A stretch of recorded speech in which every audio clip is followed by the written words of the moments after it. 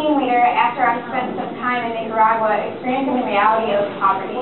And after being there and distributing meals similar to our meals here, I came back knowing that I wanted to do something to make a difference. So I found my starving children, and 2.5 years later, here I am still walking alongside this organization, working to make a difference, just like you are here to help us do that. So being able to experience that and see that reality has made me realize that if you're coming in and packing these meals with us, it's important for you to understand the reality that these individuals live in where they get to feed my starving children meals. And so what I hope to do is when we're in here for about 10-15 minutes talking is that you'll grow to understand the reality that they live in before they get meals like this, before they get the help and the aid that they need and deserve to receive. So after we spend some time in here, we're going to jump in and do some packing. We'll be packing for about an hour and a half, hour and 45 minutes. We'll do a brief cleanup, then you have an opportunity to pray over the meals that you've packed today. We'll come back in here, close out with you, send me how many meals you packed, how many boxes, the impact you made, and some ways you can stay in touch. Does that sound good? Yes, awesome. I have one rule. You have to respond when I ask questions because I want to make sure you're not falling into it. Can we do that? Yeah. Awesome. Love this. So good. So when we talk about this reality of poverty, I want to start with some examples of what that looks like in an everyday way. Anyone know what these are called? Way back. Mud cakes, you've got it. There's dirt biscuits, mud pies, mud cakes, any of those types of names. Essentially, it's dirt and water. But let them sit out in the sun and bake, and there's kids in Haiti and different parts of the world that buy something like this. And the reason why they do is not because there's nutritional value that's going to help them grow, their bones develop, their brains develop, so they can get strong and to learn and get their education, but it's because they've gotten to a point where they're so hungry and they're in so much pain within their stomach that they have to do something to trick their bodies into thinking that they have food. So whether they have the ability to purchase one of these, or maybe they are eating rocks off the street or picking through the garbages, they do anything they can to fill their stomach with something so that it thinks that there's something in there. It's one word that I can describe it: desperation. They're at a point of complete desperation, and this is what that looks like, is eating dirt. And like I said, this isn't going to help them grow. It's not going to help them flourish.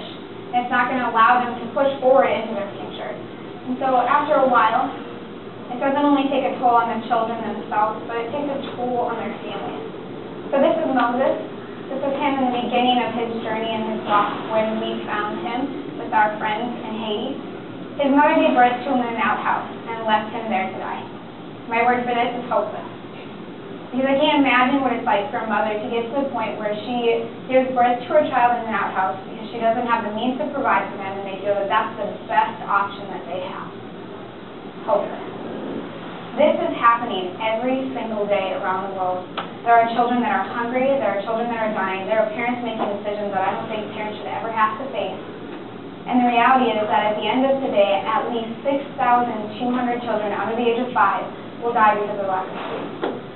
That's the reality that families and children and schools and governments in different countries around the world are facing. So I want you to understand that reality before we jump in and start packing, because it gives weight to what you do today. It gives a reality to the fact that we're talking about life and we're talking about death when we talk about the 2 hours that you give us today. It's a big deal. What you've done by making the decision to come here is a big deal. And I don't ever want you to think that what you do here is just a small stepping stone, because it's the foundation of everything.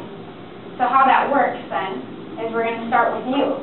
As our volunteers, as an organization, you are what we need to make this operation live and breathe and move and operate. If these benches weren't full, I wouldn't have a job. There's no need for me if I don't have volunteers to lead and to coach and to encourage into the work that you're going to do. Every single one of our man-packed meals are packed by our volunteers. 100% volunteer-based. So when you go in there, if you notice on your bag, it says packed with love by volunteers. Boxes, they say packed with love by volunteers. I believe that is one of the most important ingredients that we have here in our organization to making this work the way it does. When we talk about the exact meal that you're working with today, we're going to work with man-packed rice, and there are 4 ingredients that we'll use in that. So in each one of these bags, you will put 4 ingredients into it. Once you've got the bag complete, there will be 6 meals, 6 1-cup servings in it that will give a child everything they need for one day. So those 4 ingredients, like you see it there, are vitamins, veggies, soy, and rice. They're very important for these children. It's a fortified meal that's meant to help children get pulled out of starvation and get back onto their feet. So 22 nutrients in that vitamin powder. The soy, really important for the protein, and that rice, most widely known grain within the world. So we talk about kids, they don't like eating something that they don't recognize. How cool is it that we can cater to that, give them something that they can recognize and be more familiar with, and also, it's a really great cost-efficient way for us to be working and getting this food out to where they need to go. Once you're done packing these meals, and our warehouse crew whisks them away within their boxes, it's going to go to what we call as our partners. Now, we have sent 70 countries our meals. Some of them are current base, continuing countries that get our meals, and in every single one of those countries we have partners. This is our networking on the other side. There are boots on the ground. They have hard jobs, they have dangerous jobs, and they have big hearts, just like you do here.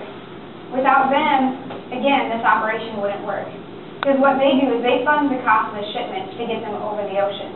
You fund the cost of packing the meals and producing the ingredients. They take care of the shipment costs. And so they get them into their country. They're the ones who help distribute it to the orphanages and the schools and all the places that we work. And one of the cool parts about it is we ask them, hey, can you tithe 10% of what you've given us, or what we've given you? Take 10% of those meals, give them to a smaller orphanage or a smaller school that may not be able to afford the cost of shipment. And then pretty soon you start seeing that networking spread all over those countries as well. Can you imagine the impact that you are making with your 2 hands by making 1 box of food? It's huge. So I want you to have that weight, to understand that you're talking about life and death today, and you are giving hope to people by just giving 2 hours to pack these meals. And I'm so excited and so blessed to have you.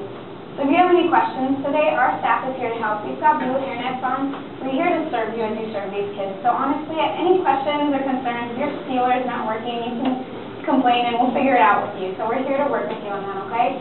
So I'm going to do the rules. Are we doing okay? Hanging in there? All right. So first things first with these rules is hairnets. If you've been delaying the inevitable, we want to make sure those are on. Also, go ahead and